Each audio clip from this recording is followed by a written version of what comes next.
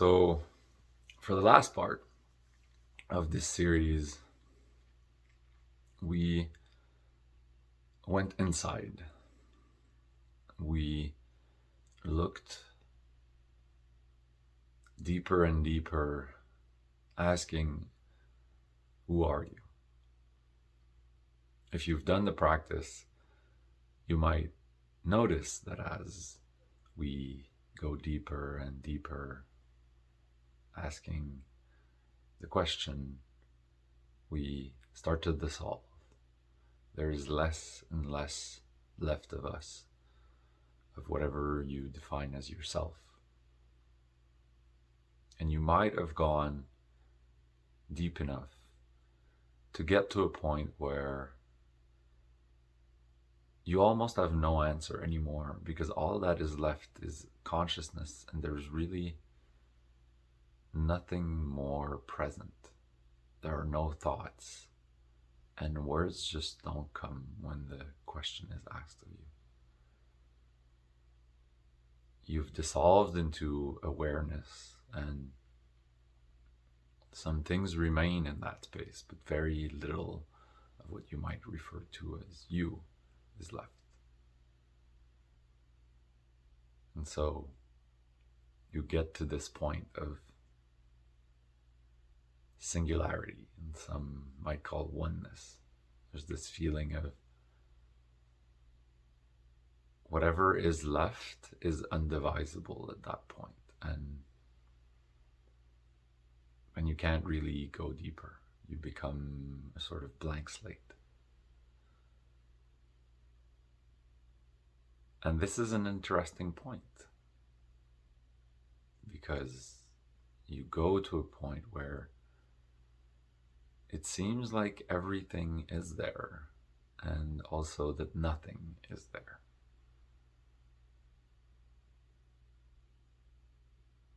What do we do with this? Where do you go from here? Well, as we went out into the world to look where other beings started and where we stopped, now we went inside to look at what is actually there. And you get to a point where nothing and everything is there. And so from this point, we can draw certain conclusions. If there is nothing else to divide once you get to that point, if I can't be divided anymore, and if when I look outside of me, I really can't find another being, then it is all there. Everything that is, everything that ever was, is fully encompassed and fully present in me already. And as I go into the world, all I will ever meet is me. So from this place, you realize you truly are alone. That there is nothing to divide, that nothing is divided. And in this aloneness, in this oneness, well, there is also togetherness, because everything is here. There was never any divide, there was never an other to look for. It was all in you, it was all there from the beginning. For me, what this realization has changed in my life is that I've become more compassionate towards everyone. I realize that when I meet them, I meet parts of me. I meet myself in a different form. And I'm compassionate to that version of myself that hasn't necessarily gotten to the point I have. Or maybe they have, but they might not be acting that way in that moment. I see them wanting things from me, wanting me to be different, and I understand that there is nothing that can be different or that has to be different, that it was all there and that I am all there. That nothing has to change, unless I want it to change.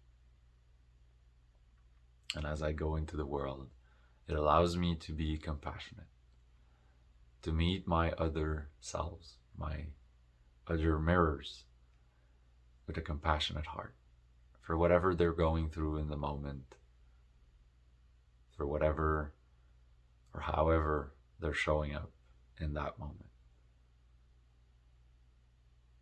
It allows me to resist a lot less what is out there, what is in the world.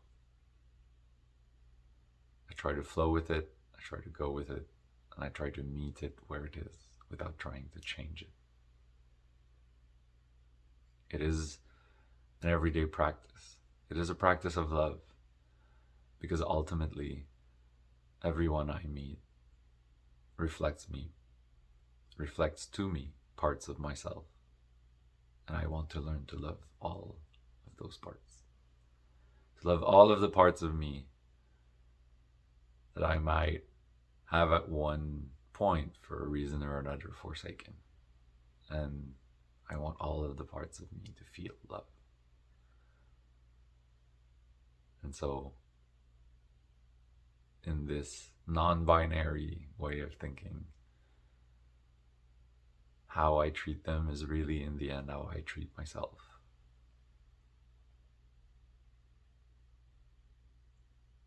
Because it is all me. And there's an awful lot of you out there. And so this video and this series of videos is for all of you out there that might be looking for some of these answers, that might be looking for a perspective that might help you navigate your life. And when we meet, even if we don't,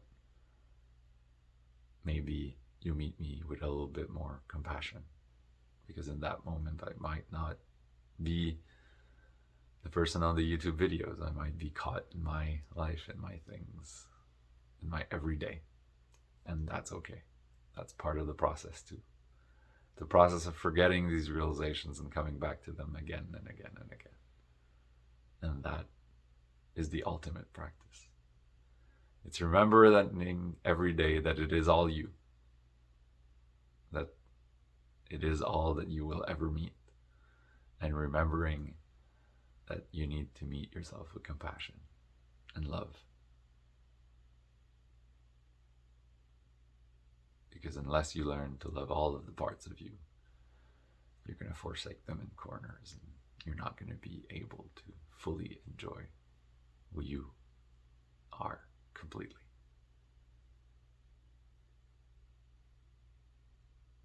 I hope that you liked this series. If you did, please like and subscribe. It's been fun doing this series, and I look forward to more videos as I share the process and my lived experience through this perspective on reality and on how I navigate the world, looking at it from these eyes, in this viewpoint. I hope that this has been helpful, and if we ever meet, however we meet, I'm glad to have crossed your path already.